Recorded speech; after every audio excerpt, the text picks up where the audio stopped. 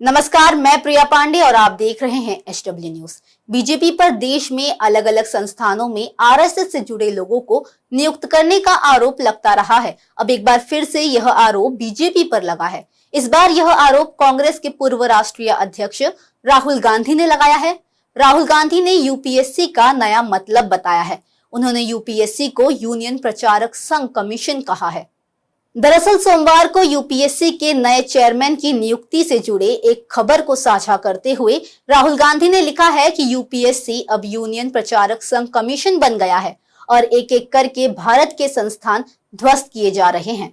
वहीं आपको बता दें कि राजनीति विज्ञान के विद्वान मनोज सोनी को संघ लोक सेवा आयोग यानी यूपीएससी के नए अध्यक्ष के रूप में 5 अप्रैल 2022 को नियुक्त किया गया है।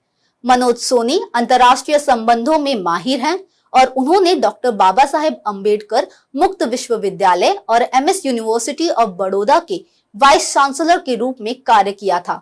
वह स्वतंत्र भारत के सबसे कम उम्र के कुलपति भी थे। ऐसा माना जाता है कि जब नरेंद्र मोदी गुजरात के मुख्यमंत्री थे तो मनोज सोनी उनके भाषण लेखकों में से एक थे। नरेंद्र मोदी से करीबी की वजह से उन्हें छोटा मोदी भी कहा जाता है। उनकी शैक्षणिक योग्यता की अगर बात करें तो उन्होंने इंटरनेशनल रिलेशन स्टडीज में स्पेशलाइजेशन के साथ राजनीति विज्ञान की पढ़ाई की है। उन्होंने 12वीं विज्ञान की परीक्षा में असफल रहने के बाद राजरत्न पीटी पटेल कॉलेज में आर्ट्स से पढ़ाई की। उन्होंने post cold war international systematic transition शीर्षक से और भारत अमेरिका संबंधों में पीएचडी की डिग्री हासिल की।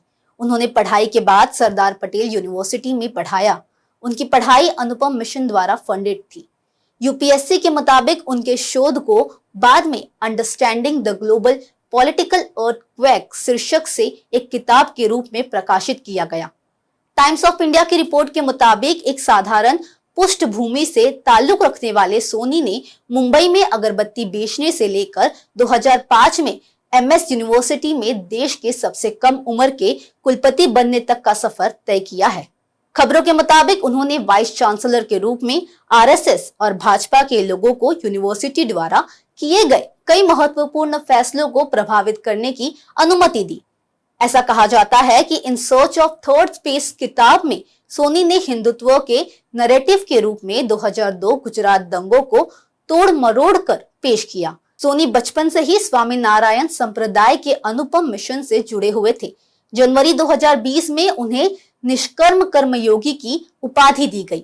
सोनी अब अखिल भारतीय सेवाओं में नियुक्तियों के लिए जिम्मेदार होंगे और ऐसी आशंका जताई जा रही है कि उनके फैसले राजनीतिक रूप से प्रभावित होंगे और सभी महत्वपूर्ण पदों पर एक विशेष विचारधारा से जुड़े लोगों की नियुक्तियां होंगी। तृणमूल कांग्रेस के राज्यसभा सांसद जवाहर सरकार ने सोनी की नियुक्तियों का कड़ा विरोध करते हुए ट्वीट कर कहा है, आईएएस, आईपीएस केंद्रीय सेवा अधिकारियों को चयन करने के लिए अब नफरती हिंदुत्ववादी सन्यासी अब यूपीएससी के प्रमुख होंगे। भगवान भारत को बचाए।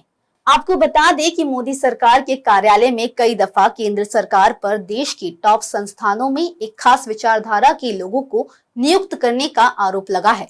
हाल ही में जेएनयू की कुलपति के रूप में शांति श्री धूलीपुड़ी की नियुक्ति पर भी सवाल उठे थे। उससे पहले साल 2015 में फिल्म और टेलीविजन अभिनेता गजेंद्र चौहान को पुणे स्थित film and television institute of India की गवर्निंग काउंसिल का अध्यक्ष बनाए जाने के खिलाफ छात्रों ने मोर्चा खोल लिया था। फिल्म निर्माता प्रहलाद निहलानी को सरकार ने सेंसर बोर्ड का अध्यक्ष बना दिया था, जिसका जोरदार विरोध हुआ और आखिरकार सरकार को उन्हें उनके पद से हटाकर प्रसून्न जोशी को सेंसर बोर्ड का अध्यक्ष बनाना पड़ा। इस खबर के लिए सिर्फ इतना ही। देश और दुनिया की अन्य खबरों के लिए देखते रहिए एचडब्ल्यू न्यूज।